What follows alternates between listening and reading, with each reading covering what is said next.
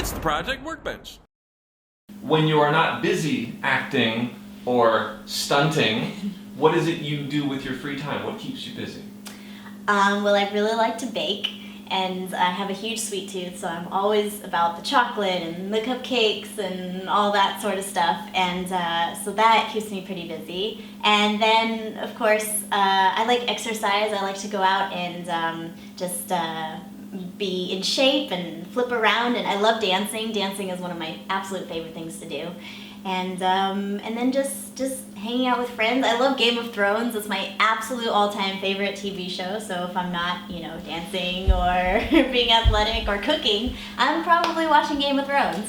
That's great. Yeah, so it's fun. I just things that make me happy and surround Game of myself Thrones with makes me happy, but it's sort of upsetting at the same time. Well, don't spoil it for me because I haven't seen the last 3 episodes. Have you read the books? No, I haven't. See, I think that's smart, because a lot of people have read the books. And then they're disappointed. Right, they're like, oh, it wasn't just like the books. I know, that happened a lot with the Twilight fans too. They were all upset. Who cares what they think? I Wait, were you in any of those? You were in okay, God, those movies. Oh my God, have you seen any of them?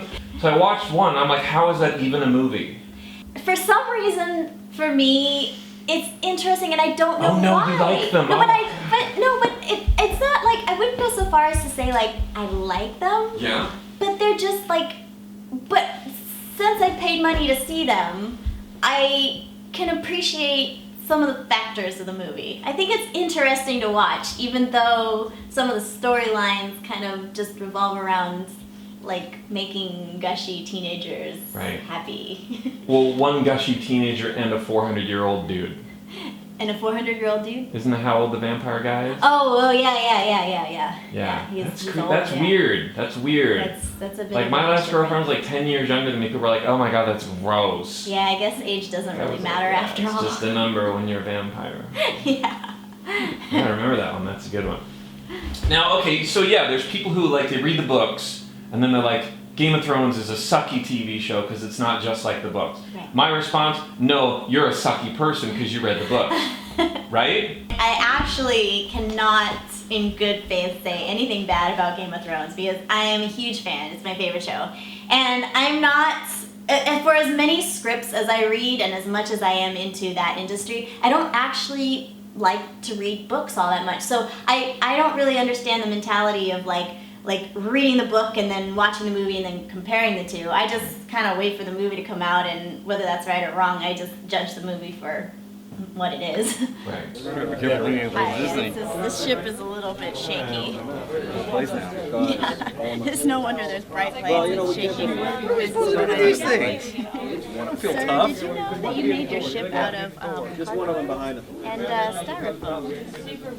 That could be a red alert. That could be the first thing we're going to want to fix when we get back to Earth, which is no longer in existence.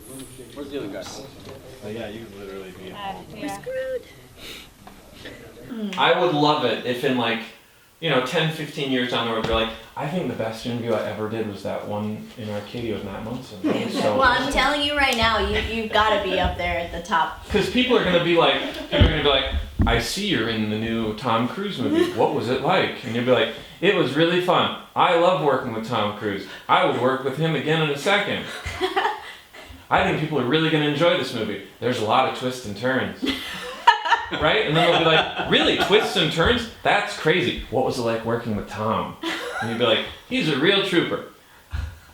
Right? He does lots of his own stunts. Does his own stunts. For a 50-year-old guy, he's in great shape. Yeah. But then I'll say, Yeah. that's the best interview I ever had. It was back in the day.